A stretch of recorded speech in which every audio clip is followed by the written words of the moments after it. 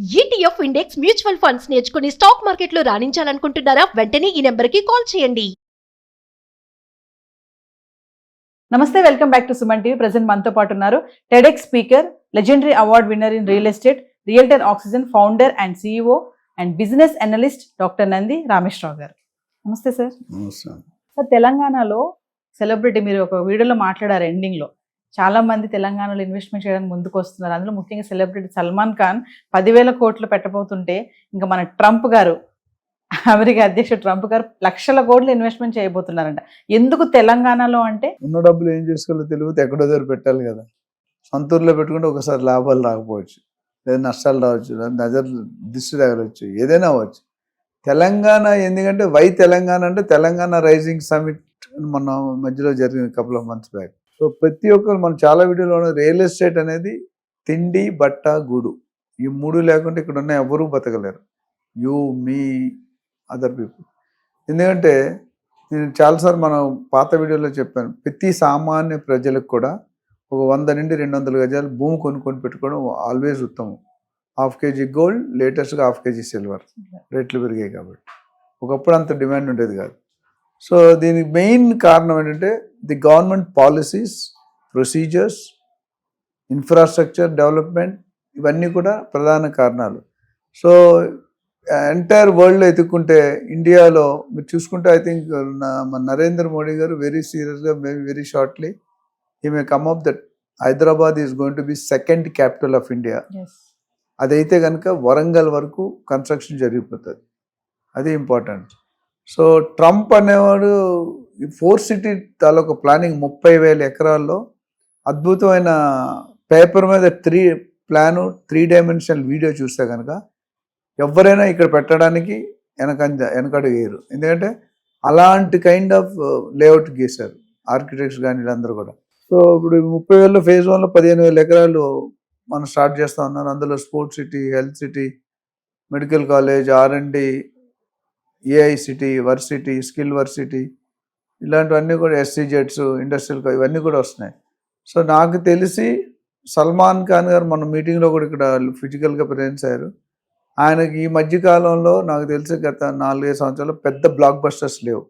ఇది well known person, unmarried person, but ఆయన ఒక మార్కెట్లోకి వచ్చాడు, ఒక ఇమేజ్ అనేది క్రియేట్ చేసుకున్నాను. నేను రియల్ ఎస్టేట్ ఎలా చేసుకున్నానో అలా సక్సెస్ అవుతూ వచ్చారు కదా. సక్సెస్ అవుతూ వచ్చాను, డెఫినెట్గా వచ్చాను. సల్మాన్ ఖాన్ గారికి హైదరాబాద్ తెలుసు, ఐడియా ఉంది. బేసికల్లీ మన హైదరాబాద్లో ఆల్ కమ్యూనిటీ పీపుల్ కూడా ఎక్కువ ఉన్నారు. ఇవన్నిటికంటే పొటెన్షియల్, ఫ్యూచర్ పొటెన్షియల్ ఆఫ్ హైదరాబాద్లో రియల్ ఎస్టేట్ అనేది ఆయన గ్రహించారు. నేను దాదాపు నాకు తెలిసి 10,000 కోట్లకి పైగా 4 సిటీలో FCDA పర్మిషన్తో ఆ ఏరియాలో is likely to invest 10,000 crores. ఒక ఇండివిజువల్ 10,000 crores అంటే మామూలు మాట కాదు. అదేవిధంగా ట్రంప్ టవర్స్ అని వస్తుంది 4 సిటీలో. డొనాల్డ్ ట్రంప్ గారు దాదాపు 1,00,000 కోట్లు మినిమం పెడతామని ఒక డైరెక్షన్ ఇవ్వడం జరిగింది. ఇలాంటి సెలబ్రిటీస్ చాలామంది, అందరి పేర్లు చెప్తే బాగుండదు, నేను అఫీషియల్ డిక్లేర్ అయ్యాడు కూడా చెప్తున్నా. There are lot of other celebrities, sports stars, business man, industry దిగ్గజాలు, వీళ్ళందరూ కూడా 4 సిటీలో వాళ్ళ వంతు వాళ్ళు కంట్రిబ్యూషన్ జరిగి దాదాపు 2,50,000 కోట్లు లేదా ఇంకో 10% ఇటు మొత్తాన్ని ఇన్వెస్ట్ చేయడానికి ట్రై చేయాలి. దీనికి వెనకాల మెయిన్ ఉద్దేశం అంటే ఎవరైనా రియల్ ఎస్టేట్లోకి వచ్చేది దేనికంటే, రియల్ ఎస్టేట్ కాదు, ఏ బిజినెస్కి వచ్చినా లాభాల కోసం వస్తారు. ఇప్పుడు మనం అంతకుముందు చెప్పుకున్నట్టు అగ్రికల్చర్ మీద బతికే రోజులు ఉన్నాయి మనం పుట్టినప్పుడు. తర్వాత ఫార్మా, మెడికల్ స్లోగా వచ్చింది, హాస్పిటల్స్ అని. దాని తర్వాత ఎలక్ట్రానిక్స్ వచ్చింది. దాని తర్వాత కంప్యూటర్స్, IT వచ్చింది, కంప్యూటర్స్ వచ్చింది. దాని తర్వాత latest AI, data science, cyber security, Python, coding, ఇవన్నీ వస్తున్నాయి. ఇవన్నిటికీ మించిపోయింది రియల్ ఎస్టేట్. ఒకప్పుడు రియల్ ఎస్టేట్లో ఎందుకు పనికిరాని మనుషులు రియల్ ఎస్టేట్లో జాయిన్ అయ్యేవారు. ఇప్పుడు రియల్ ఎస్టేట్నే వృత్తిగా ఎన్నుకొని వచ్చేవాళ్ళు ఎక్కువయ్యారు. సో దేర్ ఈజ్ ఆస్మాన్ జమీన్ ఫరక్, 19-20 కదా. ఆస్మాన్ జమీన్ అంటే భూమి ఆకాశం అంత డిఫరెన్స్ ఉంది. ఎందుకు అంటే రియల్ ఎస్టేట్లో ఉన్న గ్రోత్ ఫ్యాక్టర్ మరి ఏ సెగ్మెంట్లో లేదు. అని నేను చెప్పాను, RRR మీనింగ్ కూడా మన ఓన్ డెఫినేషన్ చెప్పాం. రౌడీజం, రాజకీయం, రియల్ ఎస్టేట్, ఈ 3 చేయడానికి ఏ అర్హత అక్కర్లేదు. ఈ ఒకటే అర్హత కావాలంటే మనిషి అయి ఉండాలి. 2047 కల్లా $3 billion వరకు వెళ్ళిపోతుంది అని అంటున్నారు కదా సార్. 3 trillion అనేది అంటే ఈ విధంగా పోతే మాత్రం డెఫినెట్గా అయ్యే అవకాశాలు ఉన్నాయి. అంటే మధ్య నెక్స్ట్ వచ్చే గవర్నమెంట్ పాలసీలు ఏమైనా మాత్రం ఇప్పుడు చంద్రబాబు గారు ఏం చేశారు, ఇన్వైట్ చేస్తున్నారు, మీరు ట్యాక్స్ హాలిడే ఇస్తాం, మీరు నెక్స్ట్ 5 years 10 years ట్యాక్స్ కట్టాలి. హైదరాబాద్లో కూడా చేశారు. సో ఇప్పుడు ప్రతి సీఎం కూడా చేసేది ఏంటంటే ఫారెనర్స్ని, ఫారెన్ కంపెనీస్ని, మల్టీనేషనల్ కంపెనీస్ని మన పర్టికులర్ స్టేట్కి కానీ ఇన్వైట్ చేసి ఇప్పుడు దావోస్, అమెరికా, దుబాయ్, సింగపూర్ వీళ్ళందరూ కూడా మొన్న కూడా వచ్చి సుందర పిచాయ్ వీళ్ళందరూ కూడా పెద్ద పెద్ద కమిట్మెంట్లు, Yes. గూగుల్ పెద్ద ఆఫీస్ పెడతామని.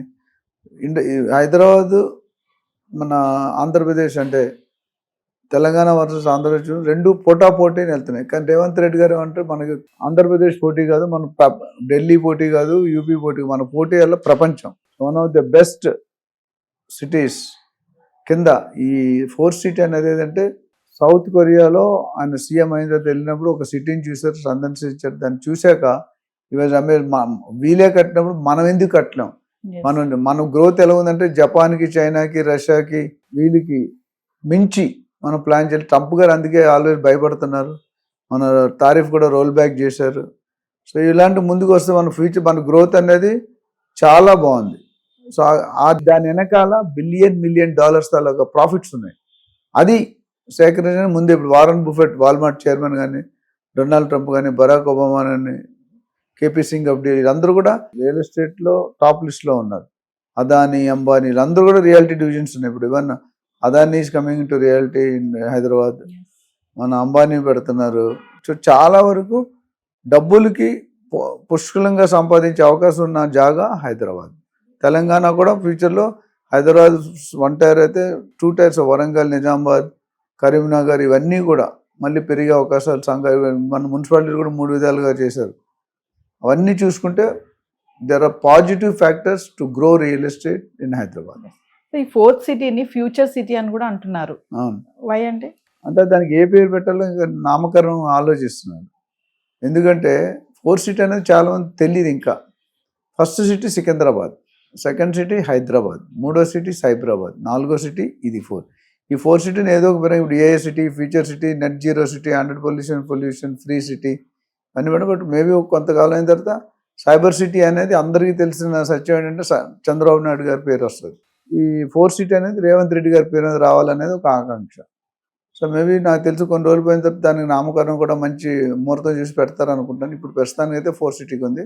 But definitely it will new city compare to other cities existing city. Hyderabad ఈ స్టేజ్కి రావడానికి 76 సంవత్సరాలు పట్టాను. 1945 ఇండిపెండెన్స్ వచ్చిందని చూసుకుంటే 4th సిటీ అంత టైం లేకుండా తక్కువ టైంలో మేబీ నెక్స్ట్ 5-10 years డెఫినెట్ ఉంటుంది. దాంట్లో అది ఒక రిమార్కబుల్ సిటీ, అంటే మార్కెట్లోనే ఉన్నది గ్లోబల్ స్మార్ట్ సిటీ అంటే హైదరాబాద్ వస్తుంది. అంటే ముందు చాలా మంది పెద్ద పెద్ద వాళ్ళు ఇక్కడ తెలంగాణలో వచ్చి ఇన్వెస్ట్మెంట్ ఆల్రెడీ చేస్తున్నారు.